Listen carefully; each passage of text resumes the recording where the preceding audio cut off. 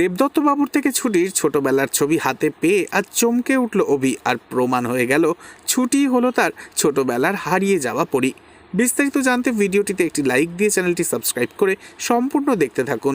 কেশের কাজের বাহানায় ছুটিকে বাড়িতে রেখে ছুটির থেকে কিছু তথ্য গোপন করে অভি আজ যায় জেলে দেবদত্ত বাবুর সাথে দেখা করতে। কারণ ছুটি দেবদত্ত বাবুর সাথে দেখা করা মাত্রই বড্ড বেশি বারবার আবেগপ্রবণ হয়ে পড়ে। তাই সে একা আসার সিদ্ধান্ত নেয় অভি। কিন্তু জেলে গিয়ে অভি সে আবিষ্কার করলো এক অসহায় পিতাকে।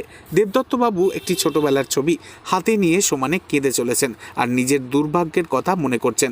তিনি আক্ষেপ করে বলছেন, আমার কুড়িয়ে পাওয়া মেয়ে ছুটিকে সে নিজের মেয়ের মতন ভালোবাসত, কিন্তু ছুটির জন্য সে কিছুই করে উঠতে পারেনি এবং আশ্রয় বাড়ির অসহায় মানুষদেরও তিনি কোনো সুরক্ষা দিতে পারলেন না। তাই ছুটিমা, আমাকে একবারই জেল থেকে বেরোতে দে, তারপর নিশ্চয়ই আমি তোর আসল বাবাকে খুঁজে তোকে তোর পরিবারের হাতে তুলে দেবো। তোর এই নকল বাবাকে ক্ষমা করে দিস।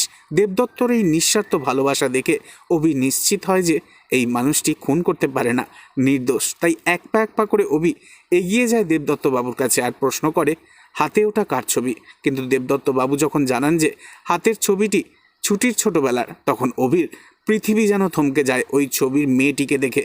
সে বলতে থাকে, এ আর অন্য কেউ নয়, তার ছোটবেলার প্রাণের বন্ধু পরী, যাকে অভি আজও খুঁজে চলেছে। তবে ভাগ্যের এই অদ্ভুত খেলায় অভি আর পরী কি এক হবে? আর ঝুমকির মুখোশ কিভাবে খুলবে আগামী দিনে?